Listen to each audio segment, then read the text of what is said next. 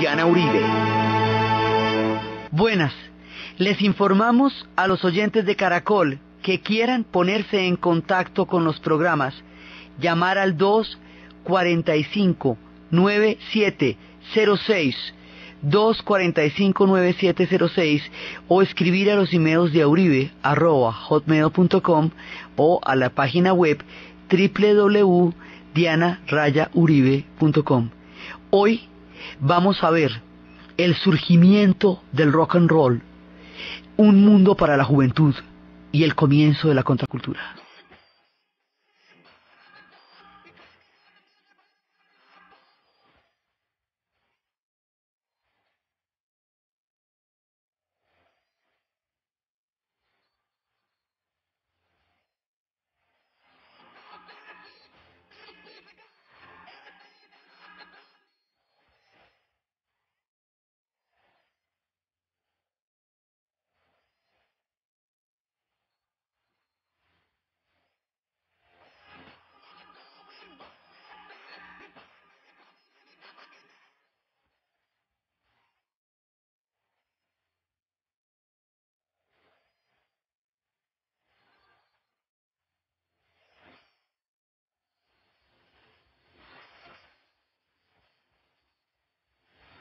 Hace tiempo que estamos anunciando la llegada del rock and roll. Bueno, llega y va a crear un cambio cultural profundo.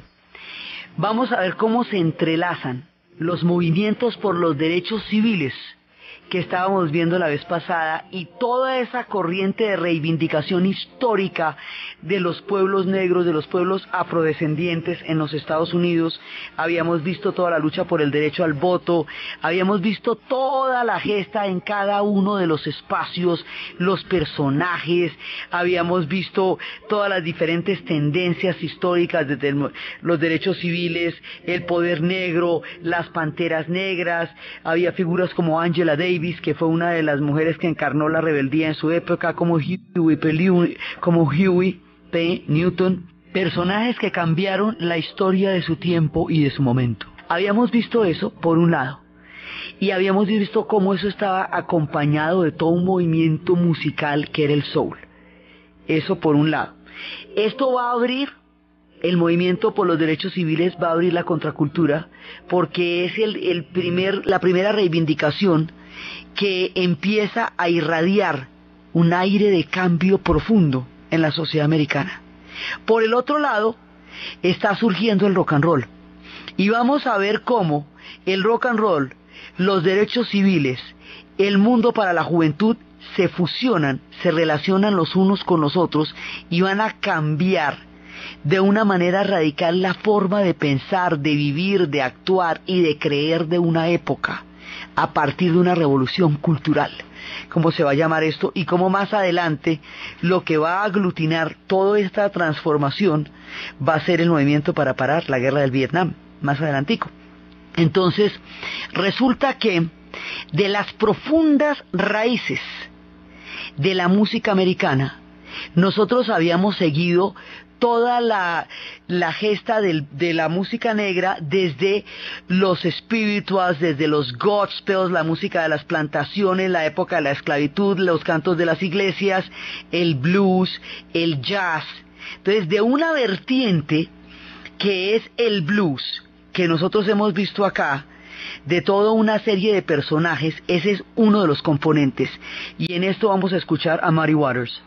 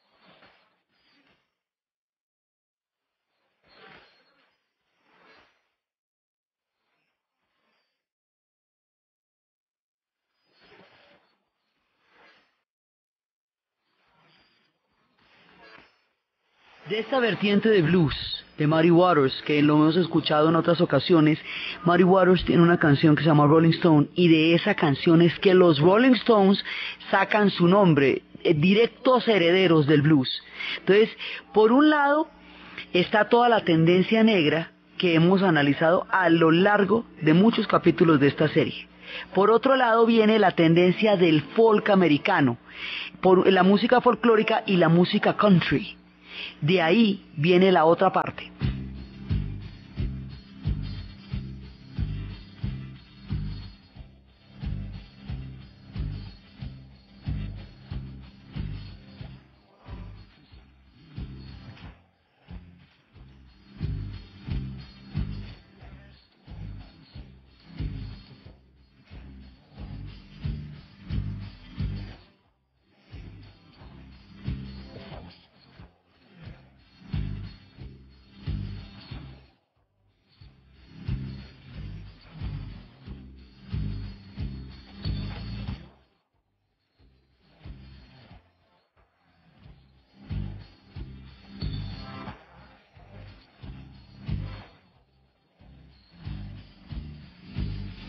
Esta parte viene del folk, del country. El country son historias, son puras historias que van contando crónicas. Esto van contando de cómo ellos, a este lo llamaban el cobarde del condado, y él nunca hizo nada para decirle a los del condado que estaban equivocados, y va contando la historia desde que lo va conociendo. Ahí hay unas crónicas importantes que se cuentan en la vertiente de la música country. Una fusión entre el folk americano y la música country va a dar una cosa completamente nueva, que es la que vamos a llamar rock and roll. Originalmente, el ritmo negro que se viene de allá lo llamábamos rhythm and blues, ritmo y blues. Sí, pero un disc jockey, Al Fleet, en una emisora un día va a decir que lo que está poniendo es rock and roll, y acuñó el término. Eso fue muy controversial porque en realidad no son los músicos, sino es un disc jockey el que va a acuñar el término del rock and roll. Y una vez que esto se produzca, ya nada va a ser igual. Entonces empiezan los pioneros. Estábamos escuchando al comienzo a Little Richard, y aquí son unos que van a crear el género. Little Richard por un lado, por el otro lado, otro que va a ser importantísimo, que es Chuck Berry, y él va a ser el que va a traer un ritmo frenético.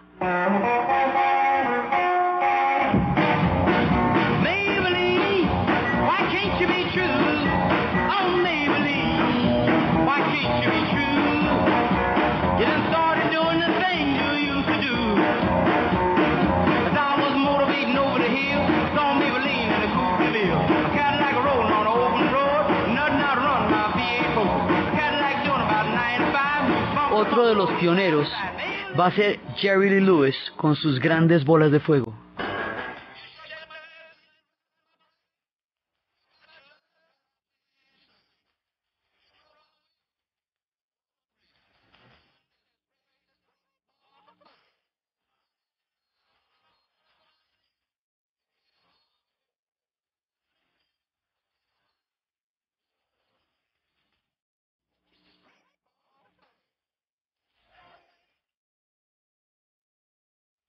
Estos personajes, Chuck Berry, Little Richard, Jerry Lee Lewis, van a empezar a crear el rock and roll, haciendo esta fusión de ritmos, tomando una cantidad de historias, cruces de caminos y todo para crear una nueva sonoridad.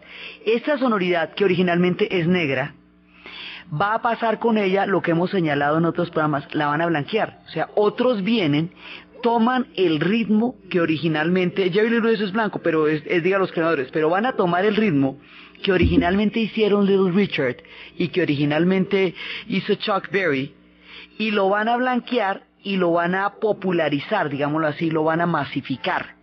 Y el mundo lo va a conocer a través del rock de reloj, a través de Bill Haley. 1, 2, 3 o'clock, 4 o'clock, rock. 5, 6, 7 o'clock, 8 o'clock, rock. 9, 10, 11 o'clock, 12 o'clock, rock. We're going to rock around the clock tonight. Put your glad rags on. Join me home.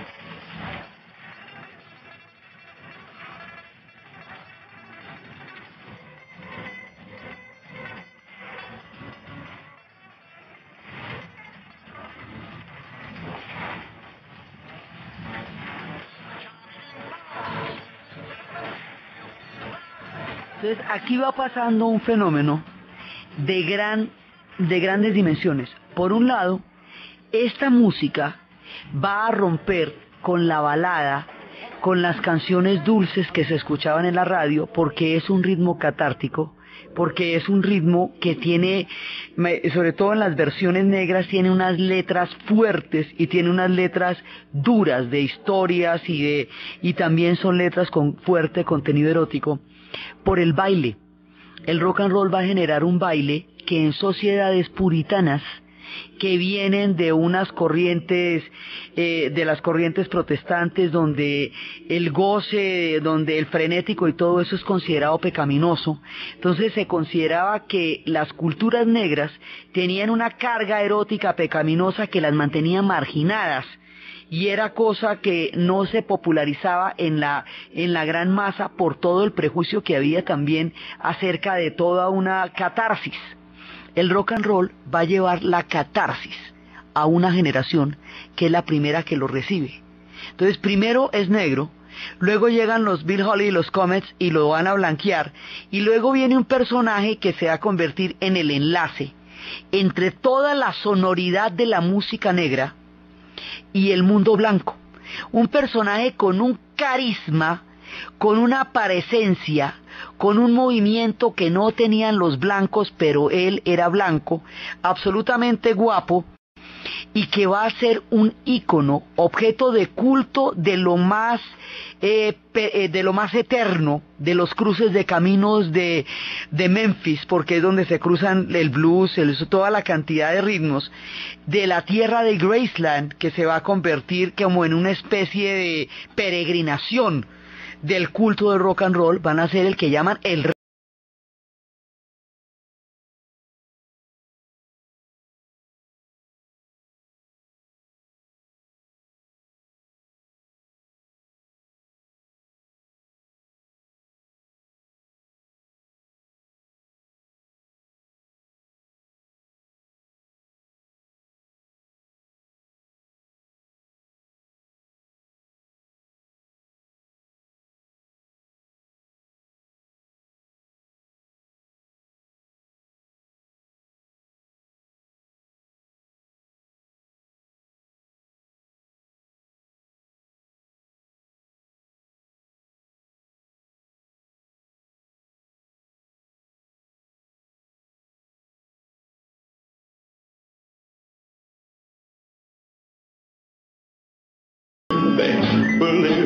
Elvis Presley, que va a ser, digamos, uno de los íconos de la historia también de la música, va a ser el puente entre las dos comunidades. Entonces aquí toda esta corriente de la música negra que se mantenía en las orillas va a entrar a través de los músicos blancos, pero va a entrar a al gran público. Y en los conciertos, pero digamos, la presencia de Jerry Lewis y la presencia de Chuck Berry van a estar tutelando el rock and roll como movimiento. Entonces esto va a producir unos espacios que van a ser los conciertos, y los pelados van a empezar a ir a los conciertos y se van a empezar a alzar las faldas y van a empezar a moverse de una manera como no se movían, y eso vuelan por los aires y eso salen para un lado y para el otro. Y aquello produjo un impacto cultural tan grande que le montaron toda clase de historias al pobre rock and roll que recién nacía. Eso le dijeron que era demoníaco, que era lascivo. Habíamos mencionado en tiempos del macartismo, y como esto es en el macartismo que surge el rock and roll, son 55, 56, 57 cuando está surgiendo el rock and roll como fenómeno musical, y eso es todavía la era de todo ese moralismo del macartismo. Entonces va a ser visto como un movimiento perfectamente perverso, y ahí es cuando contábamos que a Elvis Presley van a llegar al punto de enfocarlo del ombligo para arriba para que las chicas no vieran ese movimiento que las conducía por caminos de lujuria. Eso se consideraba en esa época. Entonces el rock and roll va a crear un espacio en la historia que no existía antes. Esto se llama un mundo para la juventud. Entonces, un mundo para la juventud significa que aquí vamos a discernir una nueva capa cultural e histórica, porque ya usted, a partir del movimiento del rock and roll, usted o era niño y estaba en la época de Walt Disney, o era adulto y se sostenía, pero entre los 14 y los 25 años, que es cuando se forman los individuos, no había nada específicamente para ellos. La juventud repetía modelos que les estaban previamente establecidos, sin derecho a cuestionar si esos modelos eran los que ellos querían o no. Personajes como James Dean están apareciendo en el cine, encarnando un tipo de rebeldía que todavía no es muy preciso para dónde va, pero que critica su forma de vida porque la considera insatisfactoria para él. Los beats, que son inmediatamente los que van a anteceder a lo que más adelante va a ser el hipismo como proyecto, ya hemos señalado cómo cuestionaban el bienestar de una sociedad de consumo por considerarla vacía. No podían todavía proponer cómo revertir eso o cómo enriquecerlo, pero lo señalaban como algo que ellos no consideraban que fuera tan refulgente y tan brillante como se vendía la imagen. Entonces los beats, los rock and rolleros, toda esta gente está en el mismo tiempo en que estaba pasando el macartismo en la segunda parte de los años 50. Y aquí se va creando el mundo para la juventud. Como habíamos visto que van a ser tal cantidad de peladitos entre los 50 y los 60, y a esa generación la vamos a conocer como el baby boom. Boom porque fue una explosión demográfica literal. Ellos pasaron de 150 millones de habitantes a 180 millones de habitantes en poco más de una década y media. Entonces es una cantidad de gente que van haciendo en los suburbios y otra cantidad de gente que van haciendo en los centros urbanos hacia donde se está desplazando la población negra a las grandes ciudades industriales, y empieza a surgir el rock como sonido, el rock and roll como sonido. Eso es un sonido industrial porque requiere de la electricidad, son guitarras eléctricas, son sociedades industriales, a pesar de que tiene un origen campesino como es el country y el folk. Y a pesar de que retoma historias que originalmente fueron de las plantaciones, el rock como sonido es un hecho urbano, es un hecho industrial, es un hecho de un tipo de sociedades industriales avanzadas que están surgiendo después de la Segunda Guerra Mundial. Esto ya es un corte con la vida como era antes. Ese mundo para la juventud va a crear una serie de códigos, va a empezar a hacerse unas preguntas, va a empezar a querer ir a unos espacios en donde se van a ver no más sino ellos. El adulto va a quedar excluido de este mundo para la juventud porque no entiende los ritmos, no puede digerir letras que son sumamente explícitas, no sabe cómo integrarse a estos nuevos movimientos. Se van formando brechas entre una generación que nace con otras ideas totalmente diferentes a las de sus padres y aquellos que vivieron la Segunda Guerra Mundial y pelearon en ella. Entonces aquí viene una distancia histórica entre una generación que nace en un mundo completamente diferente, que es el mundo de la posguerra, a la generación que había vivido la Segunda Guerra Mundial. Y el rock and roll marca ese punto. Ahora, el rock and roll se oye a través de la radio, y el hecho de que se escuche a través de la radio va a hacer que en todas partes, en el pueblo más apartado, en la zona más lejana, alguien pueda prender el radio y escuchar rock and roll, primero. Y segundo, en los conciertos es donde físicamente se va a encontrar la juventud. Esa juventud que más adelante se va a encontrar en las marchas para parar la guerra del Vietnam, originalmente se encontró en los conciertos de rock and roll. Originalmente se encontraron en esos espacios que son completamente nuevos. Las sociedades como la sociedad estadounidense y también como la sociedad inglesa, por el ancestro puritano, tenían una codificación de conducta bastante rígida. Entonces decían los griegos que la naturaleza humana está compuesta de dos tipos, de dos dimensiones, digamos. Una es la dimensión racional, que es la que crea, que es la normativa, que es la que, digamos, organiza, que se llama lo apolíneo por el dios Apolo, porque ellos durante un determinado, casi todo el año, ellos estaban en la creación de lo apolíneo, de la norma, de la sociedad. Y otra parte que es la fuerza vivificante, que es, digamos, el espíritu de la vitalidad, que es la dionisíaca. Las dionisíacas en tiempos de los griegos Eran 3 meses de rumba, en donde a partir de un carnero que se comían vivos 4 doncellas desnudas, empezaba un parrandonón que duraba 3 meses, donde se valía todo individual y por equipos. Después de que se acababa el parrandonón, la gente se paraba, se vestía y arrancaba a calcular la redondez de la Tierra, la geometría euclidiana, la filosofía aristotélica y la lógica. Y al siguiente año se despelotaban 3 meses. De esa manera permitían sacar la fuerza vivificante, por un lado, y por el otro lado, mantener el orden y la organización para que la sociedad funcionara y fuera capaz de generar el pensamiento que los griegos generaron. Ellos decían que Dionisio era un dios celoso, que poseía a la gente, que la volvía catártica y que si se dejaba, y que si la volvía a dejar donde la encontró, pero si usted no se dejaba, lo castigaba con la locura, con la neurosis. Estas sociedades, con esas marcas puritanas, los ingleses desde la era victoriana y los americanos que tenían en ese momento el macartismo encima, no daban espacios para la catarsis, es decir, para la expresión de la fuerza vivificante. El rock and roll produce ese espacio.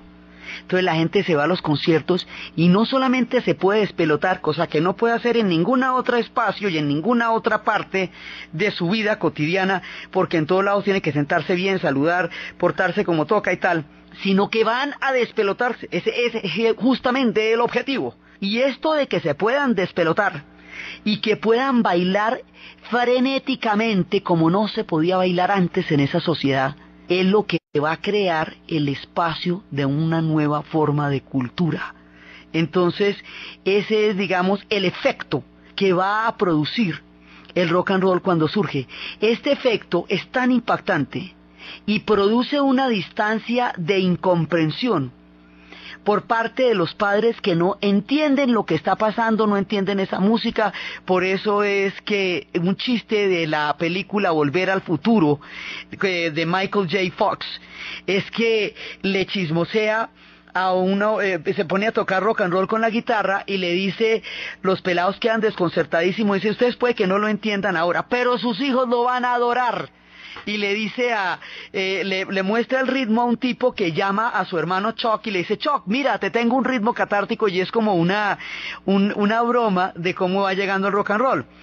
Pero el asunto es que el rock and roll lo cambia todo. Y una figura con el carisma de Elvis Presley va a generar un nivel de fanatismo nunca antes conocido. Entonces esto se va a montar, es un género, y esto van a ser todas las comunidades negras creándolo, las blancas utilizándolo también. Entonces hay gente como Fat Dominos, como Pat Boone. Entonces por un lado uno dice, no, les quitaron la música y la blanquearon, pero por otro lado la hicieron conocer, la popularizaron, y hoy ellos reconocen que toda esa interacción formaba parte de la formación de un género. Hay un punto en que el rock and roll va a resultar tan agredido por la reacción moral de la sociedad en la que surgió, repetimos, surgió en el macartismo, que van a considerar que los rockeros son personas poseídas por el demonio, que eso es una cosa muy terrible, y van a empezar a perseguirlo. Y cuando lo van a perseguir de una manera terrible, no solamente, como lo hemos visto en la historia de la radio, no solamente por los músicos, sino por los DJs. Cuando los DJs no pueden, simplemente no pueden pasar en las emisoras música de rock and roll porque los apedrean, se produce una merma en una producción que en un principio era pujantísima, porque eso es mucha gente creando música, mucha gente creando música a la vez, y hay un punto en donde se produce un vacío, porque la cosa se vuelve muy complicada. Cuando se produce ese vacío, al otro lado del Atlántico, en un paralelismo histórico muy particular, está surgiendo un grupo que va a cambiar la historia dentro de lo que estamos viendo. O sea, el rock and roll cambia la historia, pero estos le van a dar un giro absolutamente impresionante. Del otro lado del Atlántico van a llegar un grupo de 4 jóvenes provenientes de la ciudad de Liverpool, también de las sociedades industriales, porque eso es un puerto industrial, también de sociedades similares en muchas cosas, hijos todos de la gente que peleó en la Segunda Guerra Mundial, y van a traer un ritmo y una manera de tocar la música que va a producir un fenómeno de fanatismo y de locura, digamos, que nunca antes visto. Estos van a ser los Beatles.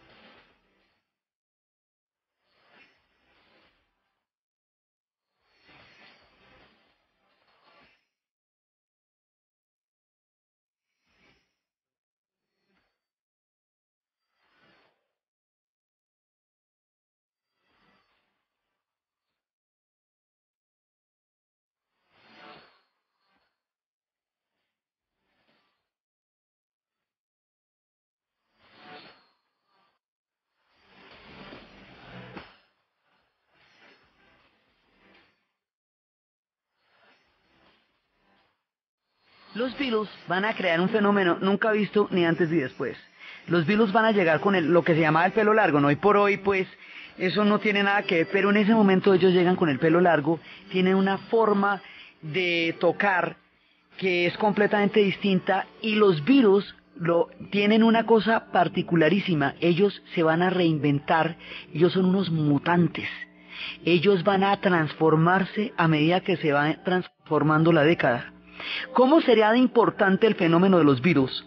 Que lo que conocemos con el nombre de contracultura, que son una cantidad de movimientos que van a tener lugar en los Estados Unidos durante la década de los 60, que van a estar enmarcados porque contracultura son una cantidad de gente que son por un lado los movimientos por los derechos civiles, por otro lado pues son lo que lo genera, van a ser los movimientos estudiantiles, el hipismo, los movimientos feministas, los movimientos gay, los movimientos indígenas, o sea, toda una cantidad de grupos que van a reivindicar una cantidad de cosas específicas y que probablemente nunca se hubieran encontrado en la historia si no existiera un aglutinante que los hubiera unido a todos en una causa común, que sería la guerra del Vietnam, que ya por estos momentos está empezando a producirse poco a poco. Entonces, esto que llamamos contracultura, se le da unos límites. Se dice que la contracultura comienza en el momento en que la canción A Hard Day's Night llega al primer lugar de las listas en 1964 y termina en 1973 con el retiro de las tropas de Vietnam y los acuerdos de paz entre Henry Kissinger y Le Duc Tho. O sea, así de importante es el movimiento de los Beatles, es un punto que marca el comienzo de una nueva época, una época que va a transformar la mentalidad de la gente de una manera absolutamente nueva y compleja. Entonces los Beatles llegan y con ellos una nueva sonoridad y el fenómeno de la histeria y de las muchachitas que eso se tiraban al piso y se cogían de las mechas y lloraban, eso no se había visto, digamos, nadie sabía que eso podía pasar así de esa manera. Ellos llegan en el avión y era como si, mejor dicho, y esto va a ser una transformación total y a lo largo de los siguientes programas vamos a ver cómo esta gente se va reinventando, cómo va cambiando, cómo va mutando, cómo se van a volver psicodélicos cuando llegue la psicodelia, cómo se van a empezar a tener posturas políticas cuando empiece la politización, ellos van a estar permanentemente midiendo la sonoridad de los cambios que se estarán produciendo en esta década y traduciéndolos a un mensaje musical y por lo tanto van a estar representando a toda una generación que está atenta a la musicalidad de ellos para a partir de eso expresar todo lo que se está intentando transformar. Aparte del fenómeno comercial que ellos son unos genios desde el punto de vista de la reinvención, de la mutación y de la creación de nuevos sonidos.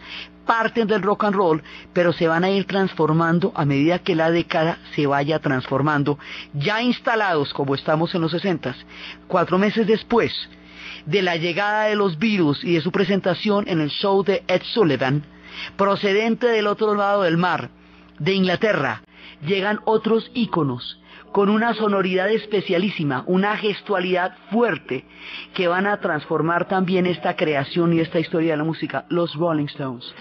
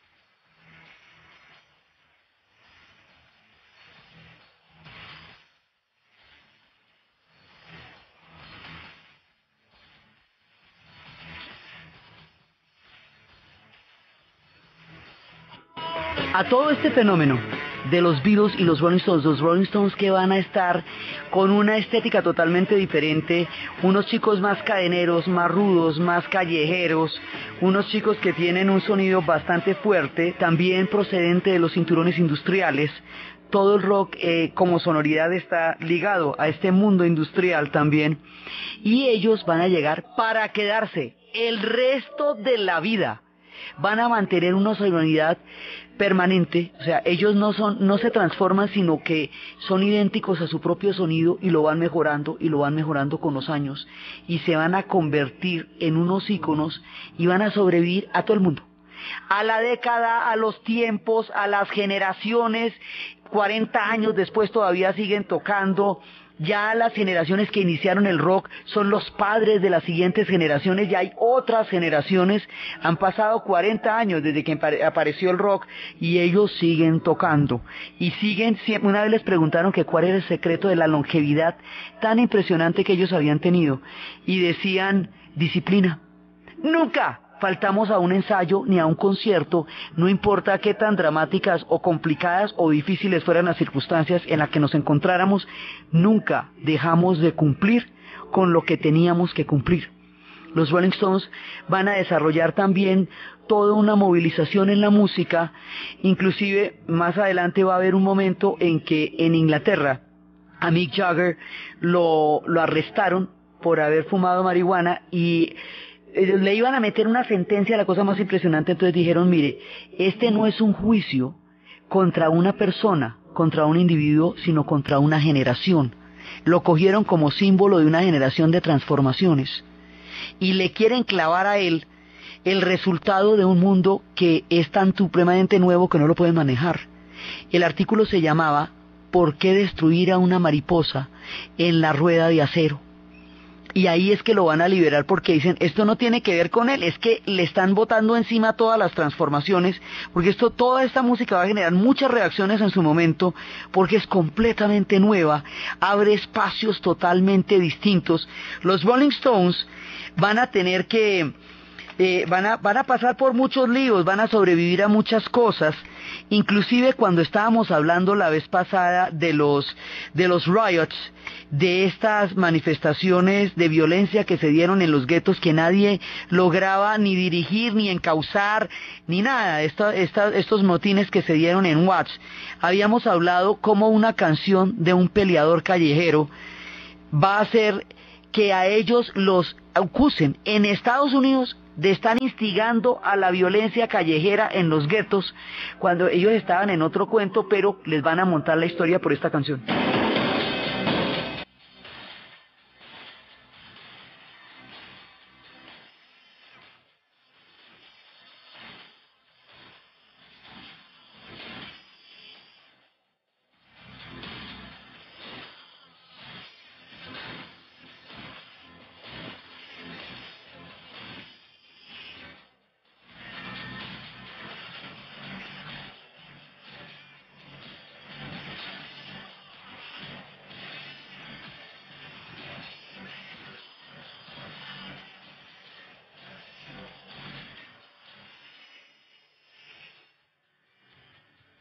Decía que él era un pelado, que un pobre pelado, que podía hacer sino formar parte de un peleador callejero del mundo donde él venía. No había otra salida, el calor había llegado y el verano, y era el tiempo de las peleas callejeras y de los bailes en las calles.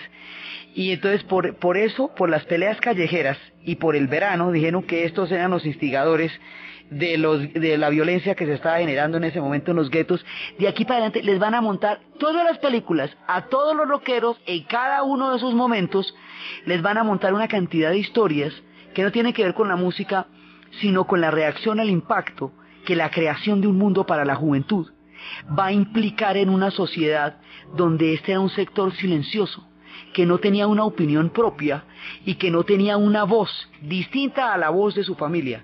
Empiezan a escucharse voces nuevas, hay transformaciones importantísimas, la música señala esas transformaciones, y mientras la invasión británica, que es como se le llama a la llegada de una luz de bandas encabezadas por los Beatles y los Rolling Stones, están sacudiendo la esfera musical, en el mundo del soul y en el mundo de la música negra, Ray Charles está transformando todo a través de la fusión entre los gospels, la música popular y el blues, con una nueva sonoridad que enriquece infinitamente el género.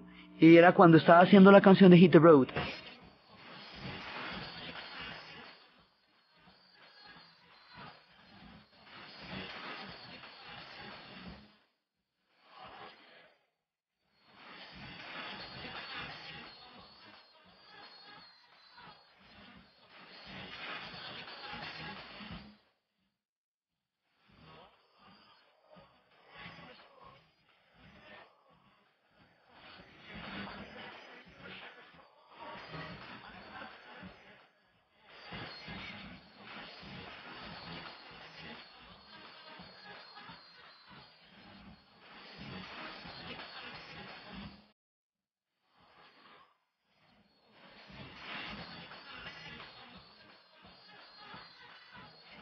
Ray Charles está innovando todo. Ciego, nacido en Georgia, sur profundo, racismo brutal. Este hombre se va a abrir camino por encima de todo, mostrando que nada es imposible. Y cuando logre llegar con su música a las grandes disqueras, este hombre va a introducir, va a patentar estos coros, esta combinación de coros, la fusión de los ritmos del gospel, que era música estrictamente de iglesia, y la va a convertir en música popular, cosa que en un principio también es bastante fuerte, porque eran ritmos sagrados, y los va a sacar a la calle, y los va a volver baile, y los va a volver coros, y los va a volver una cantidad de nuevas sonoridades. Este es un innovador de lo más poderoso y de lo más energético que hay en la música, y empieza también a no dar conciertos en ciudades segregadas. Un día iba a dar un concierto y le dijeron: usted no debería cantar aquí si sus hermanos no pueden entrar. Y él dice: ¿sabe qué? Tiene razón, yo no vuelvo a cantar en lugares segregados. Entonces también él va a formar una parte importante de toda esa movilización que estábamos viendo la vez pasada, y en el cual la música soul va a ser la banda sonora de lo que está pasando. Entonces eso por un lado. Por otro lado, la juventud empieza a cuestionar todas las estructuras que antes se consideraban perfectas. Habíamos visto que los únicos que sospechaban eran los Beats, pero a partir del movimiento por los derechos civiles, a partir del momento en que se pone de manifiesto semejante injusticia en la sociedad americana, y que era incompatible que esto pasara al mismo tiempo con una sociedad que se decía la más democrática del mundo, porque ¿cuál era la democracia si los linchamientos eran legales cuando empezó la gesta, si el voto no se podía? Entonces, el movimiento por los derechos civiles pone de manifiesto el dedo sobre la llaga de un tema que no se ha querido tocar nunca. ¿Se acuerda que no lo habían tocado para poder hacer la unión cuando primero se consolidaron los estados en el comienzo del relato? ¿Se acuerda? No se tocaba. Y cuando se tocó, entonces fue la guerra de secesión, entonces le cogieron tanto miedo que no lo volvieron a tocar de ahí en adelante, hasta que ya en los 60, 50, 60 hay que ponerle la cara, porque esto ya no permite espera. Entonces, el pacifismo como forma de lucha, es decir, la no violencia, la no agresión contra el otro, se vuelve el referente ético de la contracultura para buscar un proyecto de transformación del mundo y crear una de las últimas utopías que nos ha tocado vivir, la última utopía de la segunda mitad del siglo XX. Entonces, empiezan las transformaciones. Por un lado, el rock and roll. Por el otro lado, el movimiento por los derechos civiles. Y estábamos hablando de cómo cuando el movimiento por los derechos civiles se encamina hacia el poder negro, los blancos que estaban con ellos ya les dicen que muchas gracias, que ya no pueden seguir en sus filas porque lo que tienen que hacer es específicamente negro. Mientras tanto, la guerra del Vietnam empieza a volverse un tema muy grave. Nosotros lo de Vietnam lo tratamos profusamente en la Guerra Fría, pero el asunto es que dentro de la política de contención de Forrest Dulles, dentro de todo el esquema de la Guerra Fría y dentro de la idea de parar el avance del comunismo, como la Unión Soviética era comunista, la Revolución China se consolidó y de ahí para abajo todos eran países en descolonización. Entonces la idea era crear una política de contención para evitar que esos países, por la teoría del dominó, que hace que si un país se vuelve comunista todos los demás se vuelvan, entonces allá tenían que tener una presencia norteamericana militar que impidiera esto. Ya a Japón le habían cambiado el estatus de país ocupado a país aliado, pero necesitaban una presencia en Indochina. Entonces la presencia en Indochina la van a tener a partir del pedido de los franceses, estrepitosamente derrotados en Dien Bien Phu, después de que se volvieron a meter a colonizar a los vietnamitas tras haber estado 100 años allá. Los derrotan y le piden a los norteamericanos que los ayuden a salir de allá. Y por el otro lado, en Vietnam del Sur, este país lo partieron arbitrariamente para evitar una rebelión japonesa que habíamos dicho que no se iba a dar, y que partieron a Vietnam por el paralelo 17 y a Corea por el paralelo 38. En ese momento hay una intervención indirecta, pero una intervención indirecta que va generando un conflicto poco a poco. En 1965, el presidente Johnson va a autorizar el envío de tropas a Vietnam, ya de tropas, digamos, acciones militares, por un incidente que nunca se pudo aclarar, que fue que fue el incidente del Golfo de Tonkin, en donde se dice que hubo un cruce de fuegos y un ataque de parte de embarcaciones vietnamitas a destroyers americanos. Eso no se pudo comprobar, pero la decisión se tomó inmediatamente de mandar tropas a Vietnam. Las tropas se van a reclutar de los pelados que están oyendo a los Rolling Stones y que están frescos de la vida oyendo a los Beatles y que están bailando rock and roll a lo bien, y de repente los van a montar es para Vietnam y les van a montar una pesadilla, la cosa más impresionante, y ellos empiezan a decir: a mí nadie me preguntó como para qué me iban a montar en una guerra así de tenaz. Entonces, por un lado están los pelados que están mandando a Vietnam, por otro lado empiezan en las universidades rebeliones en las cuales empiezan a cuestionar un esquema de educación en la cual el profesor todo lo sabe, el alumno todo lo ignora, y el profesor le levanta la tapa de los sesos, le llena de contenido la cabeza y luego que imprima a ver qué fue lo que entendió. Ese esquema vertical se empieza a cuestionar.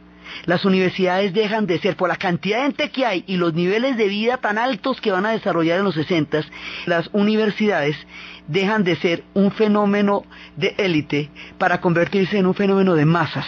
Cuando se convierten en un fenómeno de masas, mucha gente está pensando, mucha gente está reflexionando sobre la sociedad, y eso va a hacer que haya muchos movimientos críticos y muchas formas de decir: esto no está haciendo lo que realmente dijeron que era. Entonces estalla la revuelta de Berkeley, una de las revueltas. Mario Savio va a empezar una revuelta en la Universidad de Berkeley, en California, en la cual empieza a cuestionar el carácter autoritario y el carácter vertical de la educación, y empieza a pedir que los estudiantes puedan participar en el proceso de su propia educación. Habíamos visto en un momento en que hablamos del Mayo francés, el movimiento estudiantil está recorriendo el mundo entero, por todas partes. Los jóvenes, los estudiantes empiezan a convertirse en los nuevos gestores o los nuevos agentes de transformación a partir de procesos de reflexión y de debate muy fuertes, y este clima universitario más adelante va a darle espacio a la guerra del Vietnam, porque como en los periódicos no se informa realmente lo que está pasando, empiezan a organizar debates en los cuales llaman detractores y gente que apoya la intervención norteamericana en Vietnam para que discutan, y a través de esa discusión los estudiantes se formen un criterio propio sobre qué es lo que está haciendo los Estados Unidos en Vietnam. Estos debates se llaman teach-in, porque in significaba movilización, desde que los movimientos por los derechos civiles se sentaban para desegregar las bibliotecas, y un sit-in, entonces esto se llama teach-in. Teach es enseñanza porque es una cosa académica, se hace de noche porque no les prestan las universidades de día, y entre los veteranos que empiezan a llegar contando que Vietnam es un infierno y que no tiene sentido estar allá, y los estudiantes que empiezan a hacer debates sobre la razón por la cual está presentándose una movilización tan grande en Vietnam y tanta gente empieza a morir y empieza a llegar, se va formando una cosa que se llama el movimiento antiguerra. Y el movimiento antiguerra va a aglutinar en últimas a todas las personas que de una esquina o de la otra empiezan a pensar que hay que cambiar algo. La música se va a convertir en un cronista. El rock, que ya está montado como género, se va a volver el cronista de lo que vaya a pasar. Porque durante mucho tiempo estas historias estuvieron más cantadas que contadas, porque no había tiempo para escribir, había tiempo para cantar, para componer. Hay una canción que empieza a decirnos que algo está pasando, que hay un tipo de algo está pasando, no sabemos qué es, hay que parar y escuchar. O sea, hay la sensación de que algo está sucediendo. Muchos cambios están pasando. En cómo, en qué sentido, de qué manera, todavía no es exactamente claro. Pero hay algo que está pasando. Entonces Buffalo Springfield saca una canción que se llama Por lo que vale la pena, For What is Worth It, que pregunta y que señala que algo realmente está cambiando.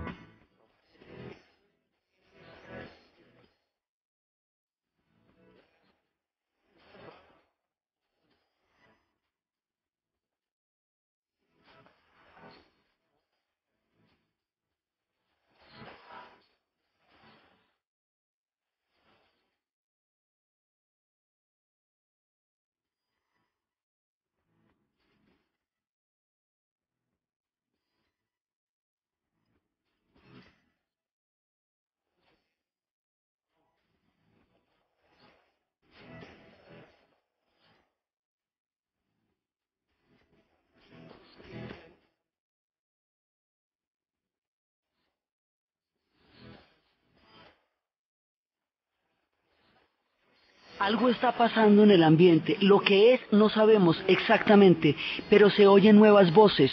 Los muchachos, la gente joven está hablando de lo que está sintiendo, está diciendo su conciencia, la está expresando. Nuevas voces están escuchando. Hay malas vibraciones por un lado. Las cosas mucha gente no puede estar bien si tanta gente está mal. Muchas cosas están cambiando, muchas cosas están criticando. Hay que pararse, escuchar, contar a ver qué es ese sonido para saber qué es lo que está pasando. Esto es una mirada que nos dice algo está pasando. Más adelante, qué es lo que está pasando nos lo va a decir Bob Dylan cuando diga que lo que pasa es que los tiempos están cambiando. Y ahí empiezan los trovadores. Es porque Bob Dylan se acuerda que venía de la corriente folclórica, empiezan a contar qué es lo que va a pasar, y aquí se va formando un movimiento gigantesco que va a terminar incidiendo profundamente en el fin de la guerra del Vietnam. La historia de este movimiento, del hipismo, de la contracultura, del movimiento antiguerra, de todo lo que eso significa, hasta dónde va a llegar un mundo para la juventud, las comunas, la revolución sexual, la revolución educativa, el feminismo y todo lo que transformó la década, el contacto con la India, la influencia de la música, todo eso es lo que vamos a ver en el siguiente programa. Entonces, desde los espacios del rock and roll, desde las raíces del blues, desde el folk americano, desde la música country, desde los ritmos catárticos, desde los disc jockeys en las emisoras, desde los conciertos, desde la formación de un mundo para la juventud y su capacidad para transformar la historia, en la narración Diana Uribe, en la producción Jesse Rodríguez, y para ustedes feliz fin de semana.